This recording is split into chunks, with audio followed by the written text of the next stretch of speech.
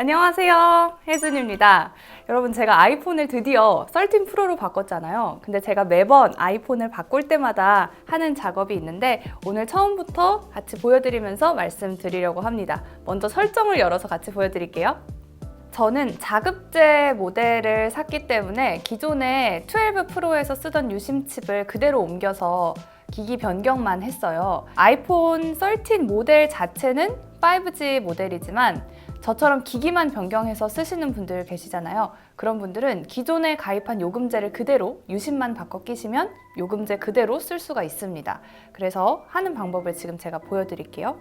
설정 들어가셔서 셀룰러 데이터 옵션, 음성 및 데이터를 들어가 주시면요. 5G 요금제이신 분들은 5G 자동을 클릭해 주시면 되고요. LTE 요금제를 쓰시는 분들은 LTE 요금제를 클릭해 주시면 됩니다. 이번 아이폰 13 프로와 프로 맥스에는 120Hz 주사율이 적용이 됐잖아요.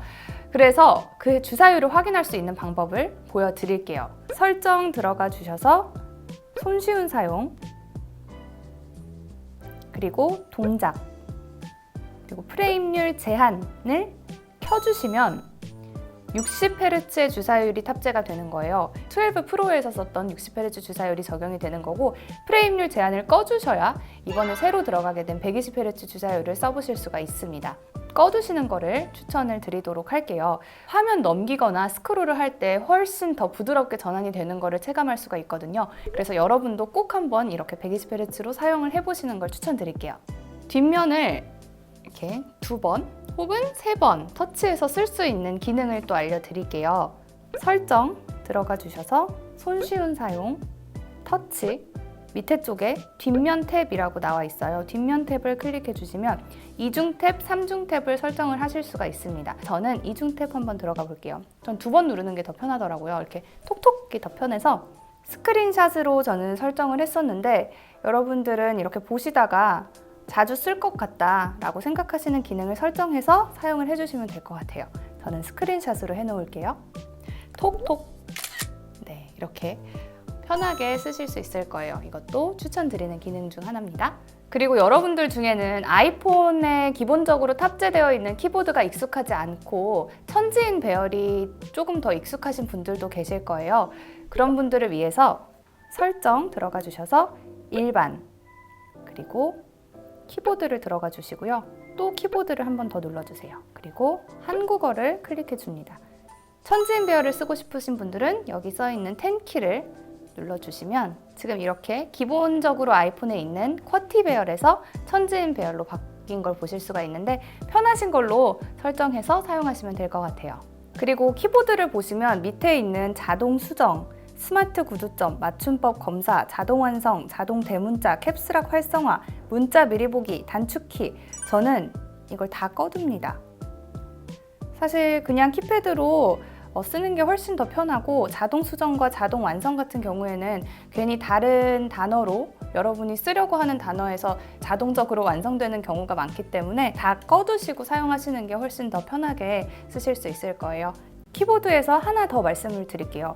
텍스트 대치, 은근 제가 유용하게 쓰고 있는 기능 중 하나거든요. 여러분이 원하는 텍스트가 대치되는 기능이라고 보시면 돼요. 그래서 저 같은 경우에는 이메일을 입력하는 경우가 굉장히 많은데, 이응, 미음, 이응 이렇게 초성으로 설정을 하고 문구를 이메일을 기록을 해놓으면 이응, 미음, 이응만 쳤을 때 제가 원하는 문구, 이메일이 바로 뜨게 돼요.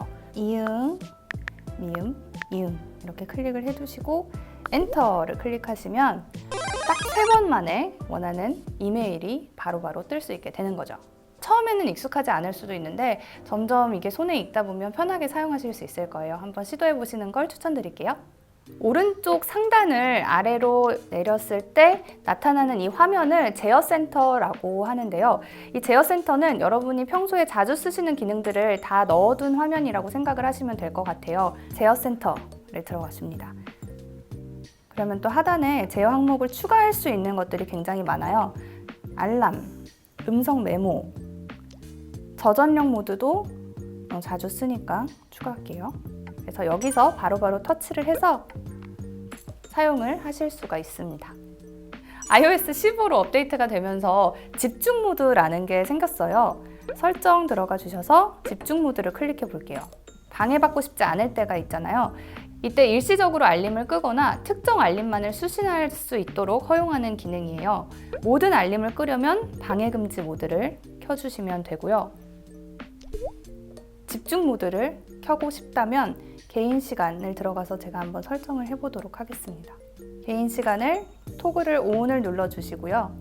특정 사람 그리고 특정 앱만 허용을 할 수가 있어요. 이 사람의 알림만큼은 무조건 받아야겠다라고 생각하는 사람을 추가를 해주시면 되고요. 전화 수신도 즐겨찾기에 있는 번호는 내가 집중 모드여도 무조건 받아야 된다 하면 즐겨찾기로, 그리고 모든 전화는 기필코 받아야 된다 하면 모든 연락처를 클릭을 해주시면 됩니다. 그래서 위치도 지정을 해서 이 위치 부분에 있으면 집중 모드를 켤 수 있는 기능도 있는데요. 자동으로 켜기 들어가셔서 시간 지정 또는 자동화 추가를 눌러줍니다. 시간을 선택할 수 있고 또 위치를 지정할 수 있고 또 앱도 이렇게 클릭해서 사용을 할 수가 있어요. 홈 화면의 페이지를 들어가 봐서 알림 배치를 가릴 수가 있고 사용자 설정 페이지를 클릭해서 내가 정한 일부 화면만 선택해서 집중 모드 시간에는 이 화면만 표시할 수 있는 기능도 있습니다. 제어 센터에서도 할 수가 있어요. 제어 센터 여기 보시면 클릭해 주시고 방해금지 모드, 개인 시간, 업무 수면 마찬가지로 설정해서 쓸 수 있고 또 하단에 보면 새로운 집중 모드라고 보이실 텐데 여기를 클릭을 한번 해볼게요. 그러면 내가 뭐 게임을 하는 중이다, 뭐 책을 읽는 중이다, 운동을 하는 중이다, 상황별로 맞춰서 이제 설정을 하실 수가 있습니다. 저는 지금 업무 중이니까 업무 집중 모드를 켜놓도록 할게요. 그래서 방해받고 싶지 않은 시간 그리고 집중해야 되는 시간에는 여러분이 선택해서 사용을 하시면 좋을 것 같아요. 이번에 또 요약 기능이 새로 생겼어요. 이거는 받는 시간을 지정해서 알림을 요약으로 받을 수 있는 기능이에요. 그래서 잠금 화면에서 요약된 알림들을 한 번에 볼 수 있는 기능이라고 보시면 될 것 같은데요. 설정 들어가서 알림 그리고 시간 지정 요약 토글을 켜주시면 이렇게 알림 요약 시간을 지정할 수가 있습니다. 계속 눌러볼게요. 지금 보시면 현재 사용활동 기반으로 가장 높은 알림이 이렇게 상단에 뜨게 되고요. 저는 카카오톡이 지금 제일 많이 쓰고 있나 봐요. 사실 카카오톡도 계속 알림이 오면 업무에 집중하기가 좀 힘들잖아요. 그래서 카카오톡과 메시지 둘 다 제가 특정 시간에만 볼 수 있도록 요약 기능을 켜둘게요. 두 개의 앱 추가. 오전 8시에 해놓고 오후 12시에 한번 해놓고 그리고 오후 6시에 하고 하나 더 해볼게요. 오후 10시로 설정을 해두겠습니다. 최대 12개의 요약 시간을 설정할 수가 있으니까 여러분이 편한 시간 그리고 받고 싶은 시간을 지정하셔서 사용을 하시면 될 것 같아요. 제 기존 12 프로에서 썼던 요약 화면인데 잠금 화면에서 이런 식으로 보실 수 있을 거예요. 여러분도 한번 보시고 괜찮다 생각이 드시면 사용해 보시는 것을 추천드리겠습니다. 네, 여러분 언제 어떻게 무슨 일이 생길지는 아무도 모르는 거잖아요. 그래서 저는 긴급 구조 요청을 조금 켜두는 편이에요. 그래서 설정 들어가셔서 긴급 구조 요청을 클릭해 주시고 SOS가 가는 방법을 선택해 주시면 될 것 같아요. 저는 길게 눌러서를 선택을 해뒀습니다. 그리고 또 건강 앱에서 긴급 연락처를 설정할 수가 있는데 질환을 앓고 계신 분들은 여기에 개인 의료 정보를 기록을 해두시면 의료 정보까지 같이 공유가 되니까요. 긴급 상황에서 굉장히 유리하게 쓸 수 있는 기능 중에 하나입니다. 네, 그리고 사진 설정도 한번 볼게요. 여러 가지를 설정을 할 수가 있는데 먼저 아이클라우드 사진, 아이클라우드와 동기화를 시키고 싶으시다면 아이클라우드 토글을 켜주시면 되고요. 이제 저장 공간 최적화를 선택할 수가 있고 또 다운로드 및 원본 유지를 선택을 하실 수가 있어요.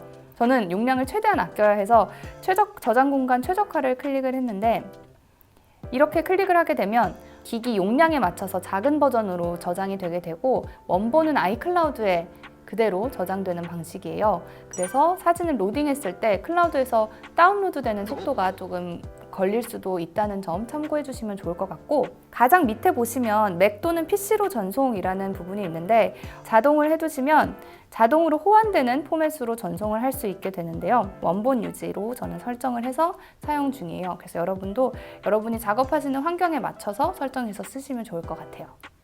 홈 화면에서 제일 왼쪽으로 가시면 다양한 위젯을 커스터마이징을 할 수가 있어요. 좀 내려서 편집을 눌러주시면 위젯을 또 추가를 할 수가 있습니다. 편집 누르고 여기 왼쪽 상단에 보이시는 플러스 버튼을 눌러서 필요한 위젯들을 몇 개 더 추가를 할게요.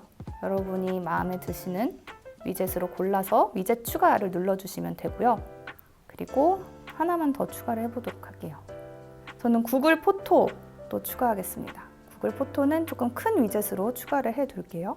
스마트 스택은 여러 가지 앱들을 한 번에 볼 수 있는 기능이라고 생각하시면 되는데 한번 추가를 해서 보여드릴게요. 다 되면 완료를 눌러주시고 이렇게 내리면서 여러 위젯을 한 번에 볼 수가 있는 기능이고, 배터리는 이제 아이폰 iOS가 업데이트가 되면서 위에 배터리 잔량 그 수치가 표시가 안 되잖아요. 그래서 정확히 저는 몇 %가 남았는지 좀 확인을 하기 위해서 배터리 위젯을 넣어뒀습니다. 네, 여러분 요즘 어딜 가든지 QR 체크인은 항상 하잖아요. 근데 평소에 뭐 들어가고 해서 QR 체크인 하는 게 굉장히 번거로우신 분들이 많으실 것 같아서 제가 조금보다 더 단계를 축소시킬 수 있는 방법을 알려드리려고 합니다. 가장 왼쪽, 홈 화면에서 가장 왼쪽을 들어가셔서 하단에 있는 편집을 눌러주시고요. 플러스를 눌러주시면 카카오톡이 있습니다. 카카오톡 위젯을 클릭해 줄게요. 넘기다 보면 가장 마지막에 QR 체크인 위젯이 추가가 됐어요. 그래서 위젯 추가를 눌러주시고 자주 쓸 것 같아서 홈 화면으로 이동을 시킬게요. 이렇게 길게 꾹 눌러서 홈 화면으로 두 번째 홈 화면으로 이동을 하겠습니다.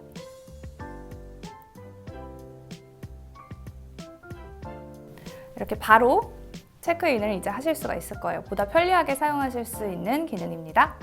네, 여러분 기존에 여러분이 검색했던 정보나 여러 가지 데이터가 제3자한테 넘어가서 그 데이터 기반으로 여러분의 핸드폰이나 여러분의 기기에 맞춤형 광고가 뜨는 거를 사용자 기반 광고라고 하는데요. 이렇게 개인정보가 넘어가는 거를 원하지 않으시는 분들도 계시잖아요. 이걸 끄는 법을 보여드릴게요. 개인정보 보호를 클릭해 줍니다. 그리고 추적을 들어가 주세요. 앱이 추적을 요청하도록 허용, 이 토글을 꺼주시면 이제 여러분의 개인정보는 자동으로 거부가 됩니다. 네, 여러분 이제 거의 다 한 것 같습니다. 이제 설정 들어가셔서 디스플레이 및 밝기를 한번 들어가서 이제 사용 전에 마지막으로 최종 점검 느낌으로 조금 해보도록 할게요. 라이트 모드와 다크 모드를 설정을 할 수가 있어요. 자동을 해두면 일몰까지는 라이트 모드, 그리고 그 시간 이후로는 다크 모드로 자동적으로 바뀌는 부분인데 저는 라이트 모드로 설정해서 사용 중입니다. 자동적으로 밝기를 조절해서 쓰고 싶으신 분들은 트루톤을 켜주시면 될 것 같고요. 자동적으로 화이트 밸런스가 맞춰진 상태고요. 트루톤을 끄면 좀 푸른색이 도는 흰색으로 사용을 하실 수가 있는데 이거는 사용하시는 분들 여러분들 기호에 맞춰서 설정을 하시면 될 것 같아요. 저는 트루톤을 켜고 사용을 하도록 하겠습니다. 텍스트 크기 저는 가장 작게 설정해서 쓰고 있고요. 볼드체 텍스트도 꺼두고 사용을 할게요. 디스플레이 확대 및 축소도 표준으로 해놓고 사용을 하겠습니다. 정말 거의 다 끝이 났어요, 여러분. 마지막으로 이제 위로 올라가서 프로필 이름과 사진을 설정을 해두면 이제 제 뉴 아이폰 13 프로를 사용할 준비는 다 끝난 것 같아요. 무난하게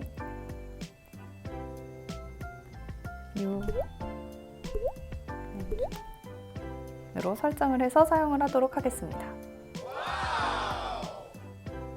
네, 여러분 이렇게 아이폰을 처음에 사고 이제 해야 되는 작업들을 좀 찬찬히 말씀을 드렸는데요. 보시고 유용할 것 같다라고 생각이 되는 기능들은 한번 보시고 따라해 보셔도 좋을 것 같아요. 네, 오늘 영상도 여러분께 조금이나마 유익하고 도움이 된 영상이 됐길 바라고요. 그러면 안녕! 빠이!